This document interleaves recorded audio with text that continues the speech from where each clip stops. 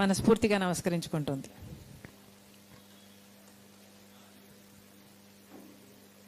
మొన్న సుప్రీంకోర్టులో ఇచ్చిన జడ్జిమెంట్ను చూస్తే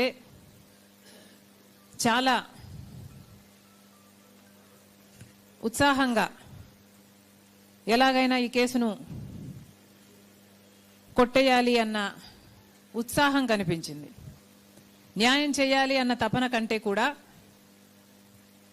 ఎలాగైనా సరే రాజ్యాంగంలో ఉన్న ఆర్టికల్ 341 షెడ్యూల్ కాస్ట్ పేరా 3ని పట్టుకొని ఎలాగైనా సరే అది అప్లై చేసి ఈ కేసుని కొట్టేయాలి అన్న తపన కనిపించింది తప్పితే సుప్రీంకోర్టు ఒక సర్వోన్నత న్యాయస్థానమనో లేక సుప్రీంకోర్టు మన దేశంలోనే అతిపెద్ద న్యాయస్థానమనో దానికొక విశాలమైన రెస్పాన్సిబిలిటీ బాధ్యత ఉందనో ఇవేవీ కనిపించలేదు.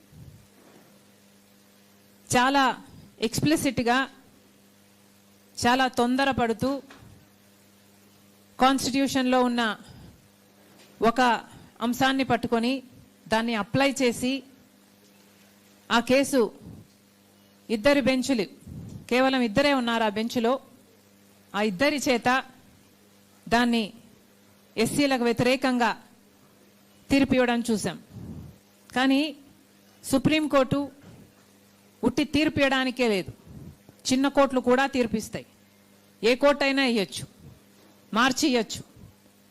కానీ supreme court even more bigger responsibility is in interpreting the constitution. Constitution స్పిరిట్ని కరెక్ట్గా ఇంటర్ప్రెట్ చేయడం కూడా సుప్రీంకోర్టు బాధ్యత. అంతేకాదు కాన్స్టిట్యూషన్ గార్డియన్గా కూడా సుప్రీంకోర్టు ఉండాలి, ఇది కూడా సుప్రీంకోర్టు బాధ్యత. కానీ ఇవేవీ కనిపించలేదు. కేవలం హడావిడిగా ఇది ఒక కొలిక్కి రావాలి అన్నట్టు కేవలం ఇద్దరు బెంచ్తో, అందుకే కాంగ్రెస్ పార్టీ జాతీయ స్థాయిలో దీన్ని ఖండించడం జరిగింది. ఇదేమిటిది, ఇద్దరి బెంచ్తో మాత్రమే ఇంత ముఖ్యమైన తీర్పు ఇలా ఇచ్చారు, ఇలా కాకుండా 7 మందితోనో 9 మందితోనో పెద్ద బెంచ్తో ఇది డిబేట్ చేసునుంటే రాజ్యాంగం ఏం చెప్తుంది అన్న ఇంటర్ప్రిటేషన్, ఫైనల్ ఇంటర్ప్రిటేషన్ డిబేట్ జరుగును. కాన్స్టిట్యూషన్ గార్డియన్స్గా కూడా వాళ్ళు వ్యవహరించాలి అన్న విషయాన్ని మర్చిపోయి చేసినట్టుగా కనిపిస్తుంది. ఎందుకంటే కాన్స్టిట్యూషన్ స్పిరిట్ని ప్రొటెక్ట్ చేసినట్టుగా ఇది కనిపించటం లేదు, ఇంటర్ప్రిటేషన్ జరిగినట్టుగా కనిపించటం లేదు. అదేవిధంగా కాన్స్టిట్యూషన్ గార్డియన్స్గా అంటే ఫండమెంటల్ రైట్స్ని కూడా వీళ్ళు గార్డ్ చేశారు, వీళ్ళు గార్డియన్స్గా ఉన్నారు అన్న భావము ఎక్కడా కనిపించలేదు. ఎందుకంటే article 14 is saying equality, Article 15 is saying prohibition of discrimination, Article 25 is saying right to religion, but ఇవేవి పరిగణలోకి తీసుకోకుండా చేయటం జరిగింది. క్లియర్లీ మనందరికీ తెలిసిన విషయం, దెర్ ఈస్ అ కాన్స్టిట్యూషన్లోనే there is a clear conflict between article 341 schedule caste and article 14, 15 and 25. ఒకే రాజ్యాంగంలో ఒకే కాన్స్టిట్యూషన్లో ఇలా కాన్ఫ్లిక్టింగ్ ఐడియాస్ ఉండడం వల్లనే ఇది, అందుకే సుప్రీంకోర్టు ఒక క్లాస్ని అప్హోల్డ్ చేసింది, ఒక క్లాస్ని అప్లై చేసింది, మిగతా కాన్స్టిట్యూషన్లో ఉన్న ఫండమెంటల్ రైట్స్తో సహా అన్ని తుంగలో తొక్కడం జరిగింది. కాబట్టే దీని మీద డిబేట్ జరగాలి, కాన్స్టిట్యూషన్లో కాన్ఫ్లిక్ట్ లేకుండా అన్ని ఏ క్లాసులు అయితే ఉన్నాయో, ఏ ఆర్టికల్స్ ఉన్నాయో అన్నీ కూడా కాన్స్టిట్యూషన్ స్పిరిట్ని అప్హోల్డ్ చేసేటట్టు ఉండాలి తప్పితే ఇలా భావితరాలకు కన్ఫ్యూజ్ చేసేటట్టుగా, కాన్ఫ్లిక్ట్ చేసేటట్టుగా ఉండకూడదు. దానికి చర్యలు తీసుకోవాల్సిన అవసరం ఉంది. ప్రభుత్వము, పార్లమెంటు, సుప్రీంకోర్టు ఇలాంటివి అన్నీ కూడా ఇది అరికట్టే ప్రయత్నం చేయాలి. ఎందుకంటే ఇందాక అన్నలు చెప్పినట్టుగా నిజం, పుట్టుకతో వస్తుంది కులం, చచ్చిపోయినా కూడా పోదు. ఇది ఒక సామాజిక వ్యాధి. ఇది ఒక చేదు నిజం. వివక్ష అన్నది ఒక వాస్తవం. ఎవరు అవునన్నా కాదన్నా ఇందాక అన్న చెప్పినట్టుగా ఎక్కడా రాసిబడి లేదు, కానీ ఇది వాస్తవం. కుల వివక్ష అన్నది ఉన్నది.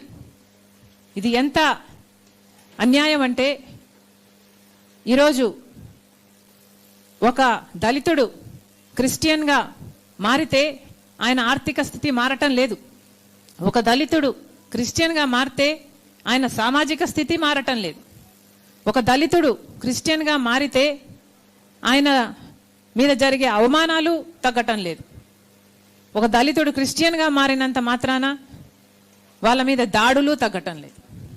దళితుల్ని దళితులుగా చూస్తున్నారు కాబట్టే వాళ్ళ మీద ఇన్ని దాడులు జరుగుతున్నాయి. వాళ్ళ మీద ఇన్ని దాడులు జరుగుతున్నాయి కాబట్టే వాళ్ళకి కొన్ని అప్లిఫ్ట్మెంట్ కోసం కొన్నైనా చేయకపోతే, రిజర్వేషన్లు అయితే ఏమి, లేక SC ST atrocity act protection అయితేనేమి, ఇలాంటివన్నీ వాళ్ళకి ఇవ్వకపోతే వాళ్ళు సమాజంలో పైకి రాలేరు, బ్రతకలేరు అన్న ఉద్దేశంతోనే వాళ్ళకి ఇవన్నీ ఇవ్వటం జరిగింది. ఒకవైపు ఇస్తూ, ఒక చేత్తో ఇస్తూ ఇంకో చేత్తో మళ్ళీ లాగేసుకున్నట్టుగా వాళ్ళు క్రిస్టియన్స్ అయితే ఇవి వర్తించదు అనడం చాలా చాలా అన్యాయం. అంతేకాదు, ఒక ఎస్టీ మతం మారినా క్రిస్టియన్ అయినా ఒక ఎస్టీయే, మళ్ళీ రిజర్వేషన్లు అప్లై అవుతాయి. ఒక బీసీ మతం మారినా రిజర్వేషన్లు అప్లై అవుతాయి. ఒక ఓసీ మతం మారినా అప్లై అవుతాయి. కానీ ఒక ఎస్సీకి మాత్రం ఇది అప్లై కాదు అంటే ఇది నిజంగానే చాలా దురదృష్టకరం. ఇది ఎవరూ కూడా అంగీకరించలేదు. ఏ కులం వాళ్ళు కూడా ఇది న్యాయం అని చెప్పారు అంటే వాళ్ళు బయస్డ్గా చెప్తున్నారనే అర్థం. నిన్న ఇచ్చిన తీర్పులో ఇది కూడా చాలా స్పష్టంగా చెప్పడం జరిగింది. రీకన్వర్షన్ జరిగితే మళ్ళీ ఏ కులంలో పుట్టారో మళ్ళీ ఆ కులానికే వాళ్ళు చెందే అవకాశం ఉంది అని. అంటే సుప్రీంకోర్టే ఒప్పుకుంటున్నట్టు కదా, కులం అన్నది పుట్టుకతో వస్తుంది అని వాళ్ళంతకు వాళ్ళే ఒప్పుకున్నట్టయింది. ఎందుకంటే మళ్ళీ రీకన్వర్షన్ అయినా కన్వర్షన్ అయినా మళ్ళీ పుట్టిన కులానికే పోతారు అంటే పుట్టుకతో కులం వస్తుందని సుప్రీంకోర్టే ఒప్పుకున్నట్టయింది. అంతేకాదు, దీంట్లో అసలు నాస్తికుల పరిస్థితి ఏమిటి? పారాగ్రాఫ్ 3లో క్రిస్టియన్స్, సిక్కులు, బుద్ధిస్టులు వీళ్ళ ముగ్గురినే చేర్చారు అంటే వీళ్ళు మాత్రమే ఎస్సీలుగా పరిగణించాలి అంటే మరి నాస్తికుల పరిస్థితి ఏమిటి? అంటే ఎస్సీగా పుట్టిన వాళ్ళు, దళితులుగా పుట్టిన వాళ్ళు నాస్తికులుగా ఉండే హక్కు కూడా లేదా? ఎవరిని నమ్మకుండా ఉండే హక్కు కూడా లేదా? ఎవరిని నమ్మాలో కూడా కాన్స్టిట్యూషనే నిర్ణయిస్తుందా? ఇది ఎక్కడి విచిత్రం? నిజంగానే ఇది ఖండించతగినదే. నిజంగానే ఎవరూ కూడా దీనికి ఒప్పుకోరు. ముఖ్యంగా మన రాష్ట్ర విషయానికి వస్తే చాలామంది మాలా మాదిగా కులాలకు, సబ్ కాస్ట్లకు చెందిన వాళ్ళు, దళిత కులాలకు చెందిన వాళ్ళు చాలామంది క్రైస్తవ మతంలో ఉన్నవాళ్ళే. ఈ సంఖ్య మన రాష్ట్రంలో 80 లక్షలకు పై మాటే తప్పితే తక్కువ లేదు.